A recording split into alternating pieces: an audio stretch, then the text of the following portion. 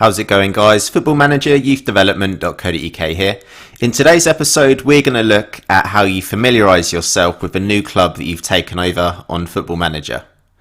Quite often it can be quite a good challenge on Football Manager to just take over any random club from any particular nation, but quite often or not, you're not likely to know many of the players or the setup of a particular club. So it's really important that when you do take over a club that you're not too familiar with, that you try and learn as much about the club as quickly as possible.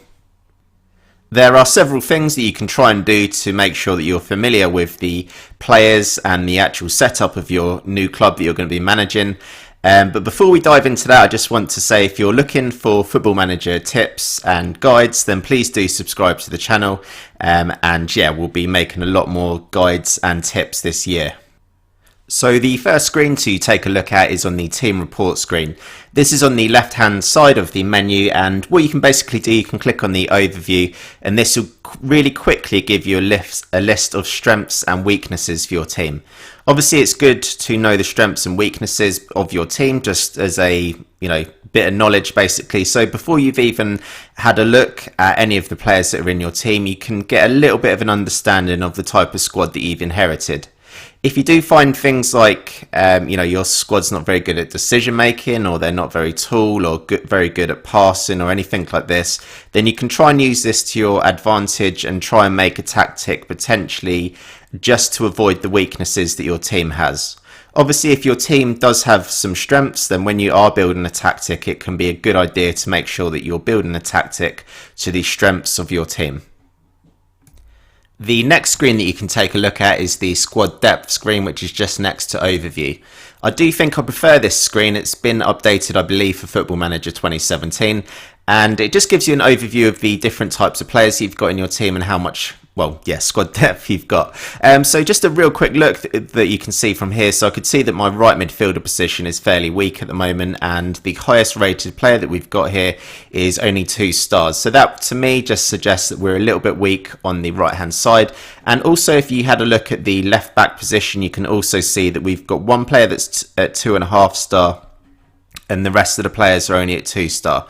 So just really quickly, I can see that my left back position and the right back and the right midfield position is quite weak for this particular team. It is also possible to use the media's opinion to try and build up a little bit of knowledge about your squad as well.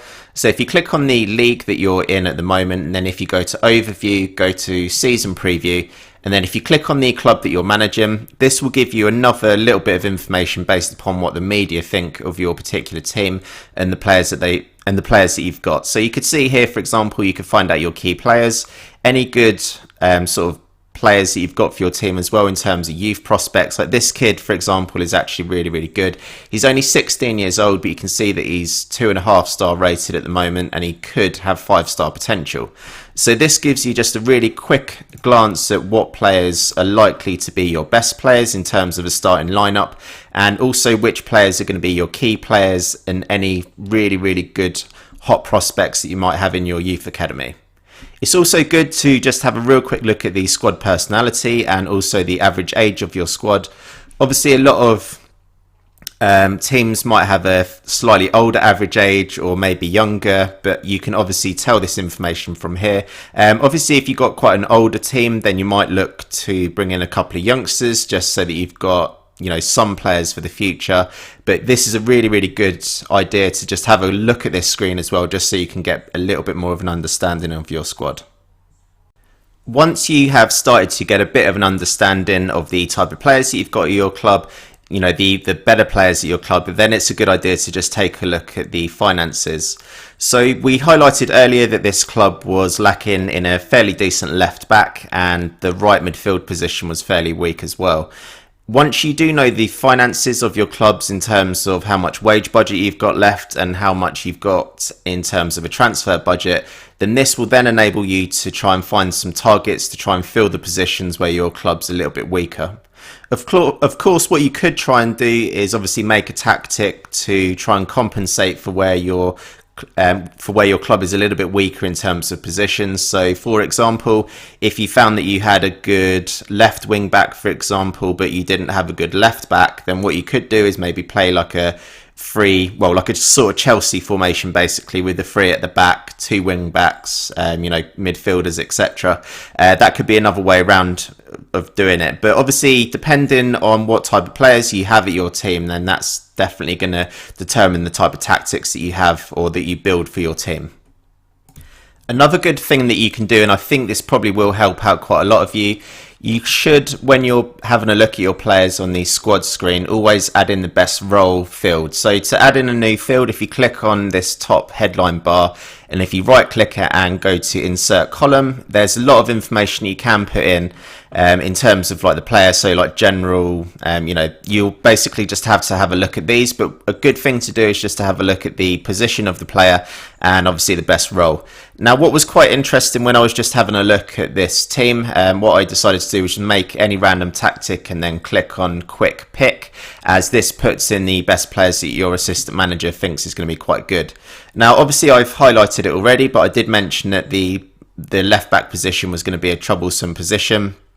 And that is even more highlighted now by the fact that the best left back at the club, which is that guy with only 2.5 star, his best role is actually as a winger. So if we actually have a look at this guy, we can see for starters he's 30 years old. So in terms of age, he should be quite experienced. But then if you have a look here, in terms of his roles and duties, like he's actually natural at playing at left back, but if you click on the left midfielder position, you can see that he's actually best at playing as a winger. So unless you use him as a more attacking fullback, I don't think that this guy is going to be that good at being a left back.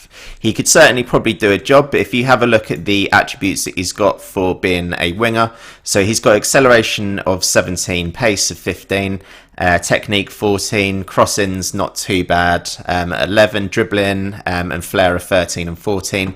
So you can see why this guy would actually be a lot better being a winger rather than a left back. But that would, to me, unless I could actually bring in a new left back to the club, that would say to me that I would actually need to use this guy. If I did use him as a left back, I would need to use him as a more attacking fullback, just so that I can make the most of his, the attributes that he's got to be a good winger.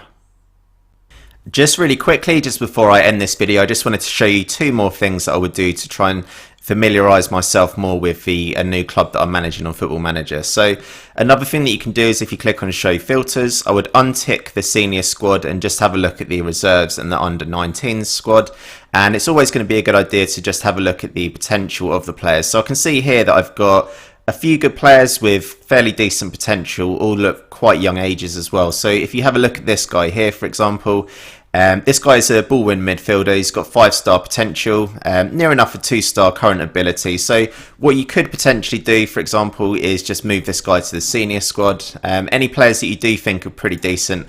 We do know that this guy was the kid that was predicted from the media as being our best player. So although he is only 16, you might decide to move him to your senior squad just so that you can keep a little bit more of an eye on him, just make sure that he does actually reach the potential that he's got.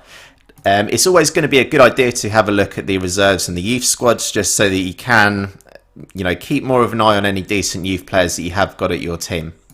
Another good thing to do, guys, and probably the last thing that I would actually have a look at doing, so I have a custom screen where you can have a look at the information about the players, like personality and things like this. So what I would probably do, if you insert a column, go general, add in the player's age.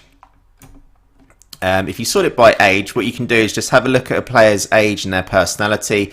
And what you want to do is just find any players that would be suitable as tutors. So this guy, this guy, this guy, and this guy is too young, unfortunately. So you've basically got 3 players that are going to be good as tutors, and that's going to give you a good idea of the type of thing that you're going to be able to do with these players. It's always a good thing to have in your squad, quite a lot of different players who can be tutors. So for example, in this squad I only have 3 players that I would actually feel comfortable with tutoring the younger players at my team. So it might be that you go out and look for some other more older experienced players that do have a good personality who should be able to tutor the younger players in your team.